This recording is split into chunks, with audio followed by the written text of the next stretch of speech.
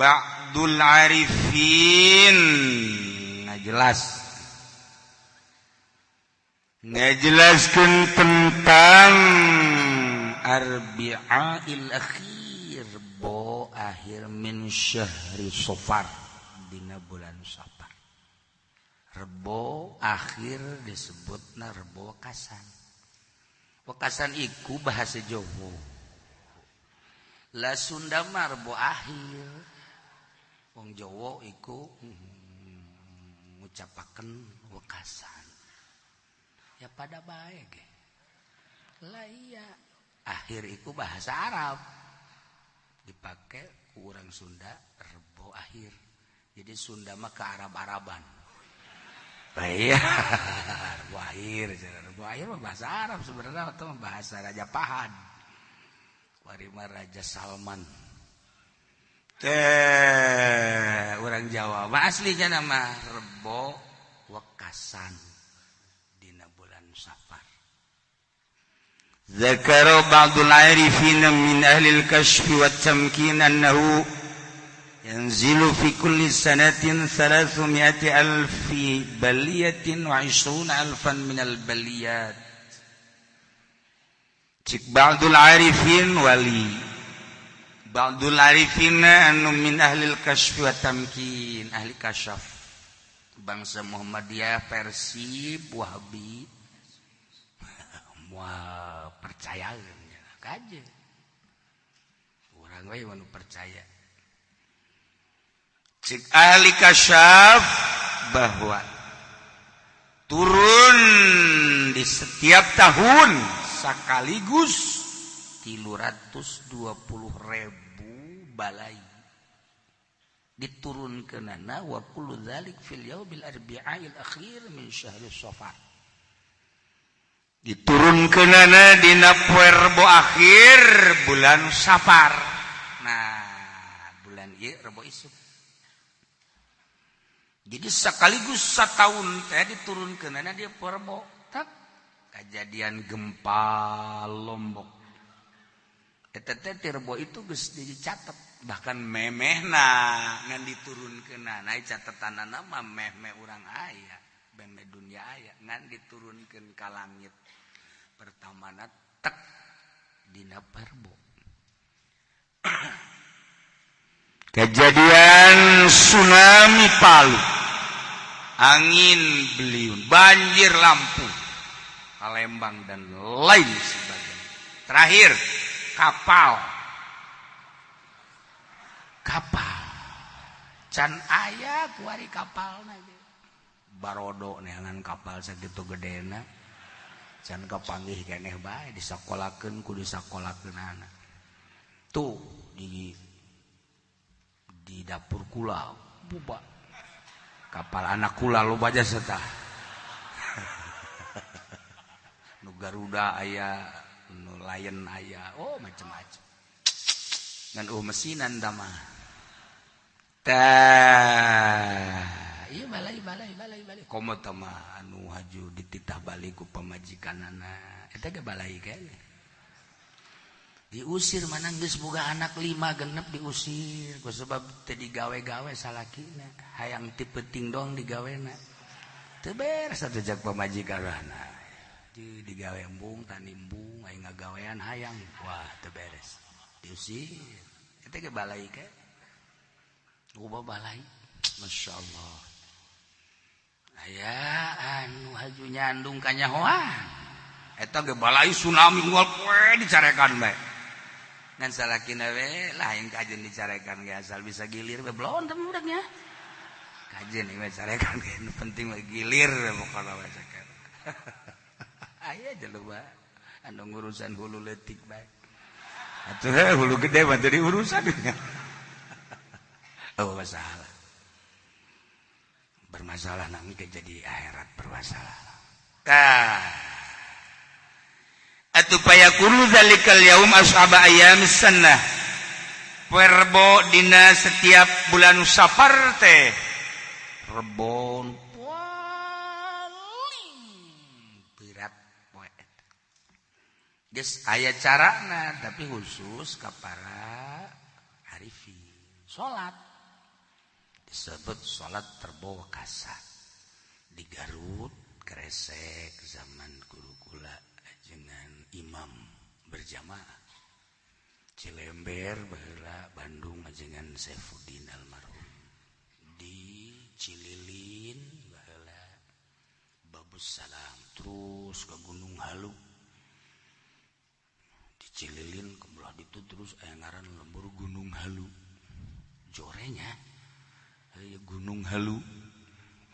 Jadi eta tapi eleh ku pangodokan. Pangodokan ranking hiji tah mah. Kobet. Lembur Gunung Halu mah rada deres kene Gunung Halu. Rada deres kene eta mah. Pager ageng rada deres kene eta mah Cihaur Beuti Tasik Balasik eleh. Tapi lamun geus pangodokan kobet ya Allah. Atuh dikodok haju dikobet tetep teu beres mantap atuh. Haju ka dituna lembur delan ya Allah. Atuh bau delan. Teu beres teh nyeun lembur tah. Ganti ku urang pangodokan citi. Delan citi atuh delan mah delan mah. Aya teh pas kitu lembur. Ya Allah. Oh masalah tah lembur ieu. Aya jelema lemburna di lembur delan teu bisa ngit. Aya jelema pinter deui jadi lemburna mah delan tapi nya seungit nya pinter. Aya jelema di lembur pondok. Atuh sabalikna tah wah. Atuh nya bentek. Nya odob atuh hese. Lah ieu mah 320 balai, 320.000. Sekaligus. Lamun aya nu pernah diijazahan salat terbawa kasan 4 rakaat. Unggal rakaat bada Fatihah macana 17. Inna a'thaina surat Qul 5 muawwidzatain sabalik ulah make tahiyat awal. Tapi lu teu diijazahan ulah nu pernah diijazahan bid'ah. Urang guari kumacana ulah serahkeun ka nu geus diijazahan nyana ngadoa khusus. Cenah di perumahan aya ulah milu. Mun ku urang diulah-ulah antepkeun bae keuna sadaekna nyana urang mah milu ulah. Gitu non ngaganggu ulah jitu kieu cenah teu diulah kitu mah kami mah ngeunaheun di Allah ge teu diulah-ulah kami mah henteu duha ge nu dititah kami mah henteu komo ieu kami geus nyaho saudara salat mah diulah-ulah teh heheotan lamun dahar tadi ulah-ulah demo. Salat mah boro-boro urang nu sehat titah ulah dahar atuh nu cager we nu cager boro-boro nu cager kitu urang titah ulah dahar nu gering we nu gering kencing manis titah ulah ngadahar sangu geus bae ngadaharna kentang paling jago saminggu nyana sorangan kunaon ieu ganti di ka sangu leuleus segala teh pan gering lah kajian gering ge paeh bae sadarnya da gitu. Sakitu ge boga penyakit kencing manis. Jelema boga darah tinggi, ngadeng ngambil sate, ulah teh darah tinggi. Tah. Ulah-ulah ti baheula terus bae gering cenah. Ngadahar bae. Aya jelema darah tinggi tita ulah ngadahar kadu, sakali ngadahar 2. Teu bisa udang deui harita teh. Teu bisa udang deui langsung pakaianna diganti dia make putih-putih. Tah eta nu gering ge dilarang hese. Komo nu cager. Bab dahar jeung nginum mah kos kitu. Tapi bab ibadah mah teu kudu dilarang cenah kieu moal. Geus menyatakan di atas materai. Pohara tah jelema aja. Ngan dia keur carita ulah geus bidah. Lamun nu teu boga ijazah ulah aya di perumahan-perumahan misalnya ngayakeun ulah milu. Guys, urang mah nyerahkeun ka ahli na bae. sebab salat urang mah teu ya kos kieu beres salat ngadoa nah mun hajuk salat ngadoa hafizahullahu bikarami min jamil balaya allati tanzilu fi dzalikal yaum wa lam yahum hawlahu baliyatun min tilkal balaya ila tamamis sunnah saha jelema anu salat seperti tadi 4 rakaat dijaga ku Allah dina seluruh cocoban nu tadi diturunkeun anu diturunkeun sataun moal kakenaan ku cocoba dina taun eta tepi ka akhir tahun doana ye pernah di fotokopi teh anu pernah fotokopi nu boga keneh deuleu bisa dibere ka naon ngaranna tatangga saya teu kaburu kula fotokopi geus husnuzon araya keneh fotokopi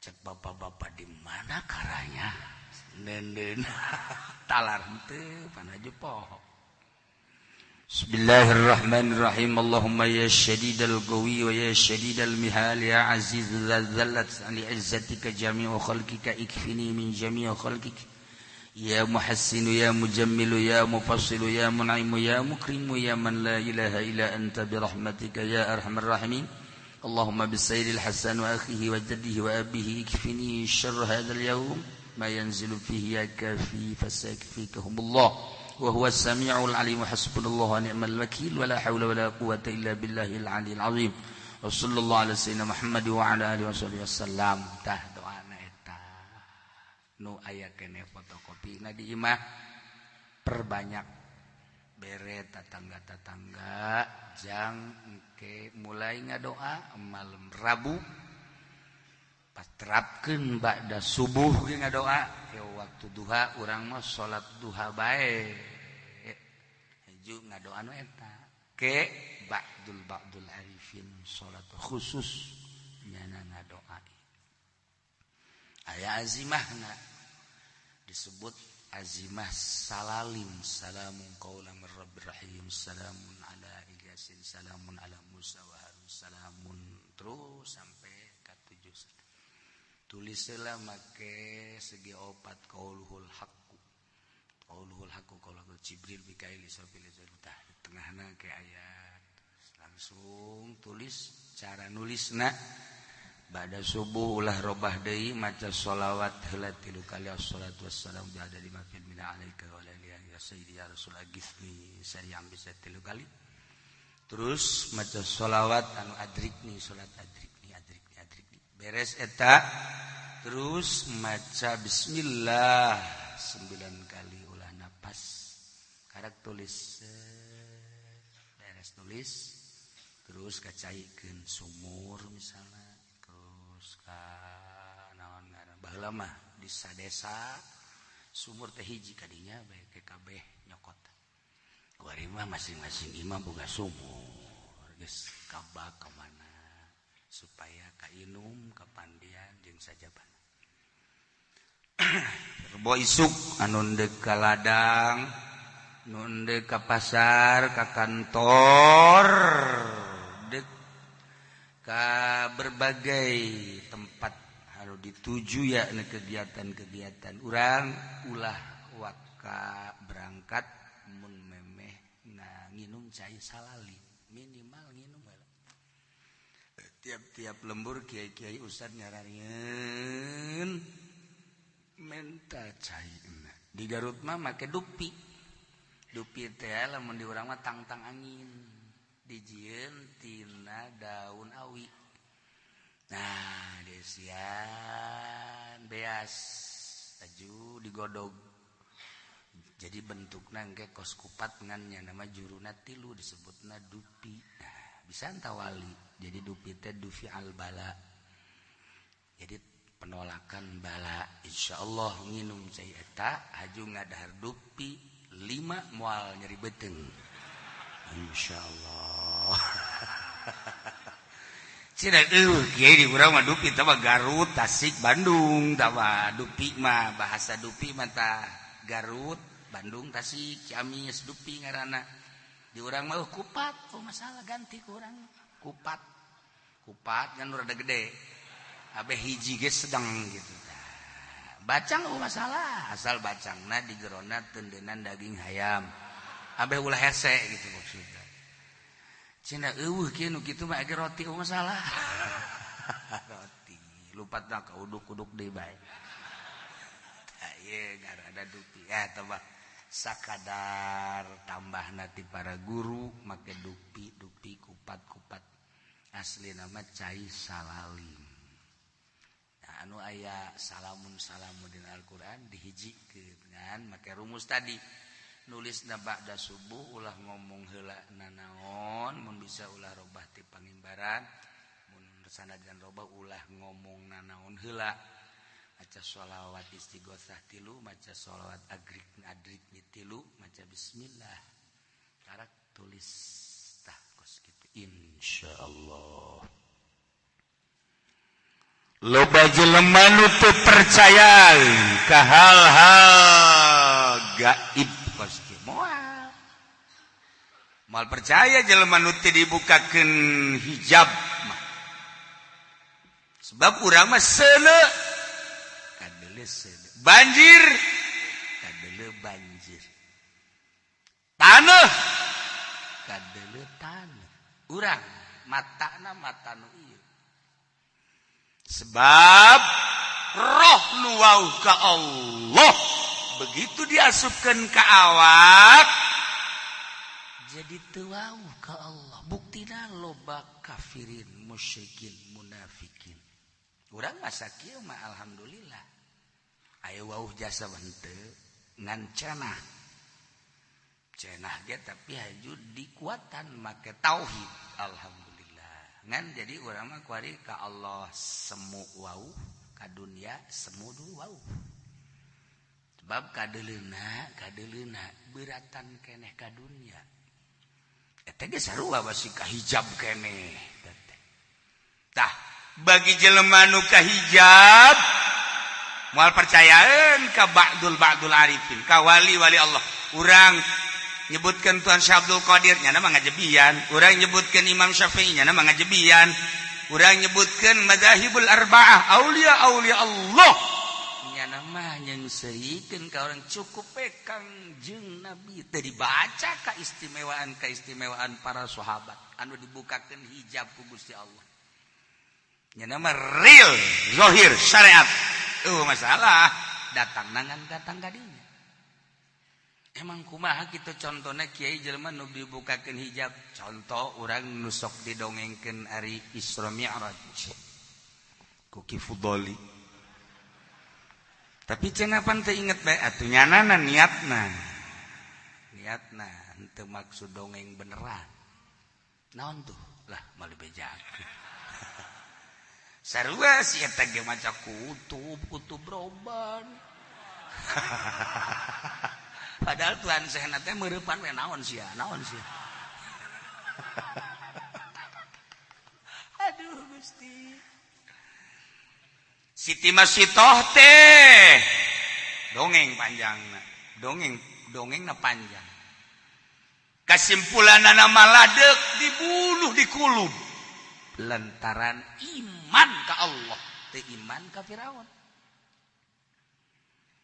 nyana nyembunyikan iman di tengah-tengah manusia biadab ngaku pangeran kanyahoan ku tukang sisirna panggillah ganjang cari tanah dipanggil sengaja dipanggil diinterogasi di sidang bener ngaku pangeran teh Allah kita sujud ke Firaun embung ya putusan akhir kulub boga anakna hiji sasapihan nomor ka hiji nu bisa lempang nomor ka hiji nu diayes keneh salakina panggil jelema tonton atuh jelema nonton Siti Masitoh sekeluarga dek di kulub ribuan manusia nonton pengkuluban kulubanisasi parah ya aing bener nyawan teh sok bodo sialah aing sakolah henteu aja lah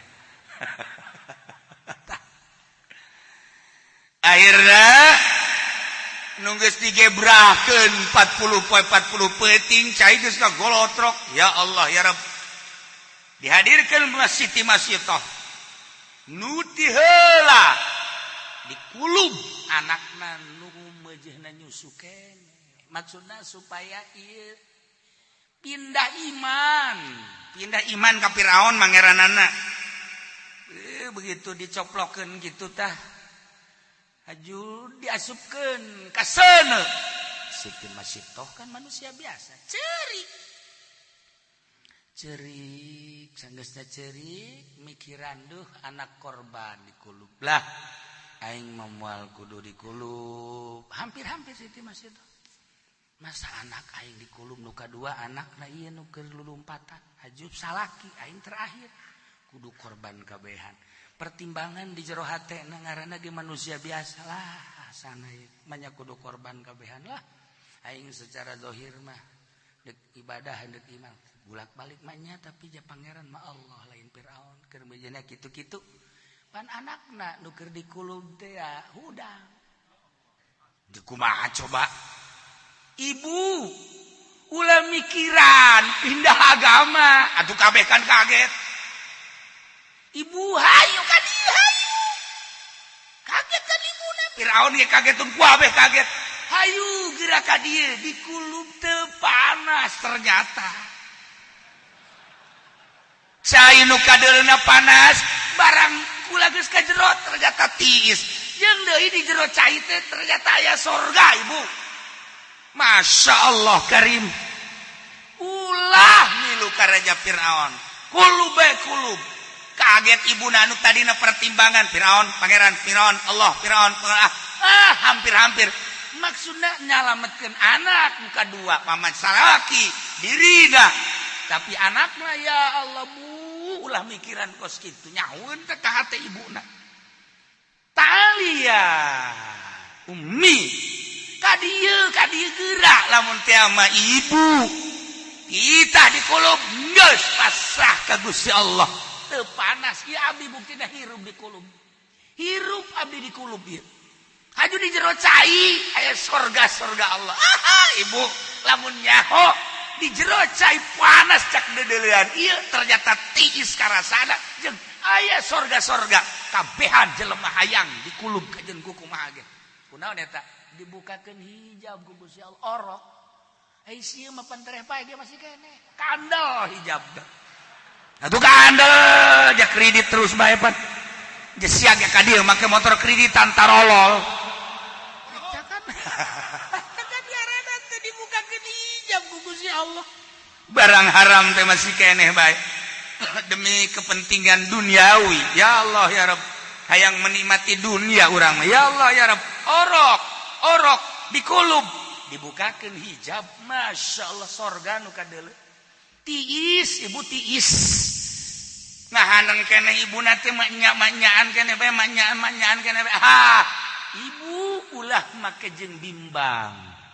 Ya ummi. Bahasana panjang. Ngadakwahan emakna.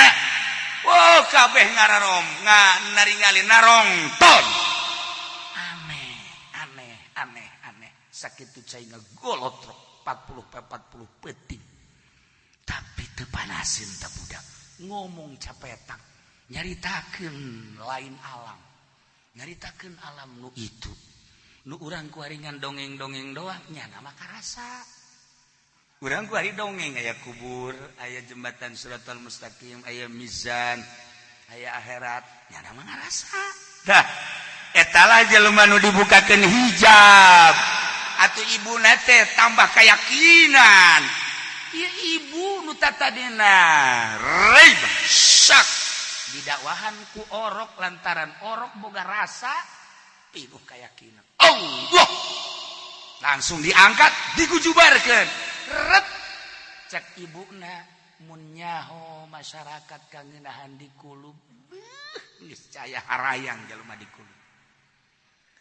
Salakina anakna kabeh sakeluarga kan dikulub. Secara mata kasat mata zahir kekerepengan nyeri padahal nyana keur nikmat aya di surga Firdaus. Eta didakwahan ku orok. Kuari jelema ngagarong Tuan Syekh Abdul Qadir. Begitu ngagarong wabeh beunang Tuan Syekh Abdul Qadir tirek digarong jelema hina susah. Boga naon si eta tuh cak garong. Lah, jelema kos kitu ieu di mana maneh? Di anu, ka dieu sa milu. Lah, teu pila jelema milu. Sekali dua kali tanya, ya kula tanya, minta nya mah minta ditanya. Urang mah pan lamun digarong lompat. Tuan saya mah minta tanya, begitu ditanya, emang boga naon dia? Hei, urang pandai gelang bereuni mah. Mau naon dia? Dibukakeun baju dah. Ieu ti emak kula cenah ieu di kaput aya duitan tadi di 40 dinar. Beuh, uang mah bohong dia. Sok ngabohong, leutik-leutik ngebohong dia. Tinggalkan aya deui nu nanya dia mau naon duit ti emak kula can sakena teh dah sia mau 40 dinar bohong tapi eta nyana laporan ka ditu ka bosna bos ya budak bos minta ditanya ajo tanya mau naon cenah mau duit 40 dinar masa budak cilehan kitu mau duit 40 dinar heran bagil ka dia panggil ku bosna. Sadia.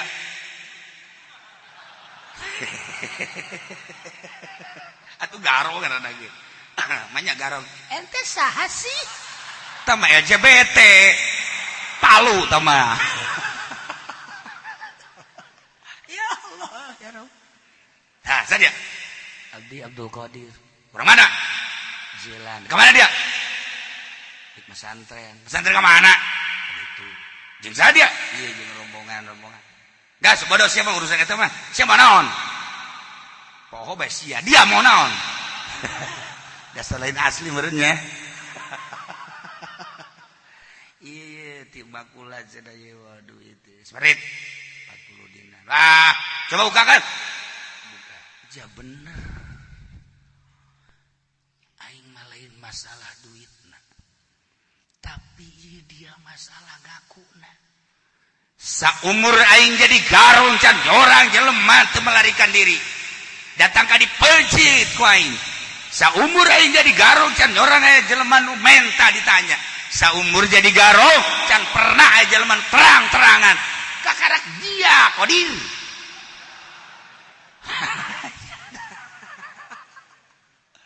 seperti eta lah naon sia rahasiana nu mantak dia ngaku hiji amanat makula teu meunang ngabohong dua ulah aya kasieun sebab umur macenah geus diatur ku Gusti Allah ku ayana kitu kula sieun jasa ngabohong leuwih ngabohong ka Gusti Allah ka pada makhluk ka jelema ulah ngabohong ceurik Raja Garong ceurik didalekeun ku anak buat komandan urang menyeng campur bahasa Tangerang menyeng mah bahasa dieu pantah mah tuh ya ka Uni Sopietan lah komandan urang menyeng orang Bandung mal ngartieun menyeng tah mah khususon tah mah bahasa Tangerang menyeng di dari ketan buka behan bos kunaon bos masih ingser kang keneh bae tenang bos ya serahkeun ka dieu ye sapira budak lain kitu dia tolol dia ka anak buahna budak bae teu daekeun ngabohong nasihati ibuna komoh ngabohong ka Gusti Allah ai dia hirup ngabohong bae leuwih ti ngabohong dia mah nakal maksiat ka Gusti Allah geus detik ieu aing deuk tuturkeun budak ieu nya ka mana nya nama santren edek milu aing tobat bos daharan dia tah harta je jakna atuh bos tobat atuh kula ge milu tobat embung nya bos ka surga kami ka neraka ai dia edek milu mah ayo milu jeung aing milu diserah-serahkeun deui harta ka penjahat ka pedagang jeung gideg beta budak saha da si bida hebat amat nasehatna berangkat milu eta kapan 12 garong jadi wali kabeh ai sia kiai jadi garong ya Allah ya Rabbi Atuh kau mau pedagang mah leuwih ti heula jadi garongna. Hakan-hakan. Dibalikeun ku Gusti Allah. Masya Allah kan. Naon ieu maksudna lamun tadi budak leutik nganasehatan ibuna nurut sebabnya geus boga rasa. Lamun tadi garong dinasehatan ku Tuan Syekh Abdul Qadir nurut lantaran Tuan Syekhna geus boga rasa. Manusia dinasehatan ku papada manusia nu can karasa. Moal gideg-gideg acan. Paling jadi tontonan hebat tak kiai, bisaan tak kiai, cakep tak kiai. Geus we sakitu. Engke na ka ditu euy nonton kiai. Lain aja ka ditu lagi. Tuh kan sebab can boga rasa. Geus sakitu satungtung manehanana ngeunaheun didengekeunana. Henteu kasih si kagigir didengekeun. Menang 2 detik, 3 detik, menit selesai. Sebab teu boga rasa. Dinasehatan kudu teu boga rasa ngadu ilmiah. Bisa nge kos kitu mah. Saya nyaritakeun gitu dalil aing ge bisa. Saya nyaritakeun aing ge bisa kos kitu mah ngadu tapi dinasehatan kudu geus boga rasa lain dalil. Langsung nyulusup ke jero hate. Sahabat pemerintah, jawara, petani, pedagang, kiai. Lain dalil tapi kesejukan batin. Masya Allah. Nasehatan kurang pemajikan. Moal bisa dikeun ke ahli batin. Sekali, 2 kali, 3 kali nyana ngaji, 4 kali ngagrokeun salakina ka kadeka. Asana ngeunaheun ka sorga ieu teu kudu hese-hese capek caker. Naon? Bisi ka kadek minat nyandung gira nyandung. Ulah hayang jasa dicadung asana ka sorga dareukeut jasa. Tah, eta nasihat ahli batin. Beda itu kos kitu. Nasehatan make dalil Al-Qur'an. Pangkihu rajib pangkihu.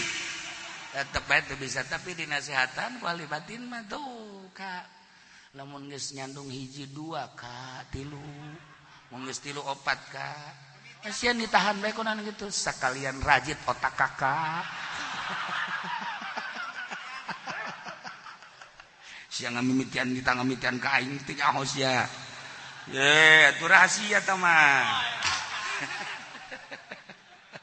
Ya Allah. Beda batin. Terus gitu. Nah, ye ba'dul arifin. Dek percaya dek henteu teh mah Allah nu ngabukakeun. Urang makan kuari alhamdulillah. Percaya ka para ulama, percaya ka para aulia Allah. Tanu mercayakeun ka para aulia Allah dangsa nang Allah meureun urang teh dek digolongkeun jeung wali. Dek dihijikeun jeung wali mata kurang percaya ge. Di wa'adnan nasib at-tasdiq wa taslim. Panghandapna bagian kewalian at-tasdiq wa taslim. Li ahli. Ngabenerkeun oh. Tuhan Syekh mah teu dahar teu nginum ge kuat abdi mah teu kuat percaya. Para aulia itisah beu pohara jasa nya nama ibadahna kayakinanana abdi mah teu kuat tapi percaya. Ya putrana Tuan Maulana Hasanuddin oge Maulana Yusuf Maulana Mansur harare bat boro-boro Maulana Hasanuddin jeung Maulana Yusuf Syekh Mansur nage bisa napak sancang percaya abdi jauh teuing teh mah tuh guru-guru urang nu kamari ieu ya Allah ya Rabbi percaya eta sakitu ge urang geus kasupkeun wali percaya doang kajen teu mere ge wali bae. Misalnya ayah jelema teu mere aing mah wali bae tetep. Geus ulah mere lah geus hukumna. Penting jadi wali bae geus. Geus kewa ku haol tanu teu mere teh panggembula geura-geura. Oh masalah. Masalah emang yang nyadiakeun jana ieu. Beneran ieu mah kula lain lalagaan geus nu kieu nyinggung lain nyinggung kasinggung doang tah mah. Oh masalah. Geus batak ulah ngabejaan batur anu teu pernah ka dieu beusi salah. Engke komo boga jelema teu ngarti mah. Naon emang haul sa? Oh Tuhan Syekh. Dah. Itu percaya aing mah. Kan sieun engke ngajawab salah teu ngajawab salah. Ulah ieu mah urusanna kan batin. Urusan batin teh mah urusan batin mah hese atuh kos urang bogoh ka hiji awewe. Nu kapanggih ke babaturan jeung babaturan eta sa? Pamajikan. Pamajikan sia? Ngaca sia kasep ai pemajikan sia. Ieu atuh ai patali batin aing mah. Itu batin mah batin bae nya hideung nya beke ai sia kasep. aing asana terido sebagai babaturan anak. Je, orangnya orang pira tapi rasane wede. Hatuh siapa si aing tuh. Rasa aing lain deui. Masyaallah coba aing neuleuh pamajikan sia. Barang di dulu jahe pamajikan sia kadeuleuh kumaha aing mah geulis bandingkeun coba ya. Bandingkeun naonna? Akhlak. Barang dideleukeun isuk-isuk kudu mentah heula. Kopi neng, angel teh kaya. Teu hiji 0 sia jeung aing. Aing mah memeh hudang kopi geus aya. Je, aing hudang, duh can mandi-mandi acan. Aing mah malah aing mah memeh mandi ngopi heula. Je pamajikan aing geus nyadiakeun. Masyaallah, hiji 0 sia teh. Sia mah kudu nitah heula make urat teh ngan teh. Berarti kan akhlakna luar biasa. Tuh. Beres mandi sia kebelah mah teh sadangdan heula. Aing mah dibawakeun baju ku pamajikan. Peka maka di mana ya? Iya apa nu ieu kaosna segala sampingna. Wonge ora pira. Tapi servise beh. Encan ngurutan, pamajikan sia nu geulis daekeun ngurutan. Putu daekeun makana. Aing mah nitah teu nitah di urutan bae. Ieu pamajikan aing mah. Ngan aju ka dieu coba ka beuteung terusan. Nu kebelna mah di dia ngurutan di beuteung. Takkan kapital. Geus ya boga pamajikan hebat aing mah boga geulis dong. Makan hati nu geulis mah. Aing mah jangan ngeunaheun jeung hebat aing mah deuk ka mamana ge aing mah teu berat ku pamajikan. Sia mah berat kan? Heuh aing mah berat. Ya aing mah moal. Mantak sia moal kudan atuh sanu daekeun ka pamajikan aing. Aman aing mah. Heeh teh dikunci ge lawang na sanu daekeun. Geunaheun aing mah pamajikan teh. Matak aing mah geus boga sorga. Di dunia ge, di dunia keneh. Sia. Teu baca teu ngeunaheun di deuleuna doang teu ngeunaheun ge. Kadang-kadang aing mah ditutupan make beungeut artis.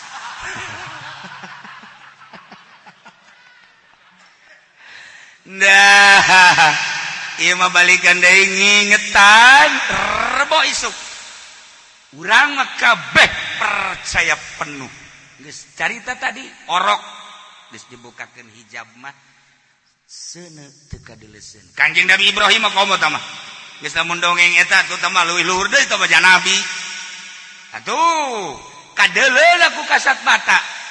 Nagebrah kapan? Dibandring, dijepretkeun sak brak. Cek Raja Namrud. Ternyata awas ya seuneu cek Gusti Allah. Kuni badda wassalaman ala Ibrahim. Padahal teu kudu ngomong kitu Gusti Allah betul jangan contoh urang we. Datang ke jero Kanjeng Nabi Ibrahim kaget. Seuneu tiis seuneu. Kunyana dicekal ome di ome kieu. Hei. Seuneu sia ka tiis. Seuneu tiis. Masya Allah. Kunaon eta? Dibukakeun hijab. Urang kan ieu kuari kasihir ngaranna ku kemewahan dunia. Kemewahan dunia teh sihir. Mentek lamun haju aya kiai, lepas si ka kiayanana. Kasihir teh kiai. Udah kudu, hayu bae urang ngararaji ibadah ka Gusti Allah. Masya Allah kasihir ku dunia.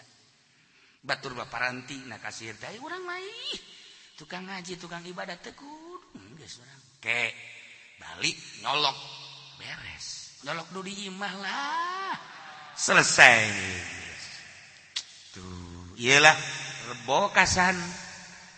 Rebo isuk memeh ka mamana nyieun salalim. Bagi aya di lembur menta.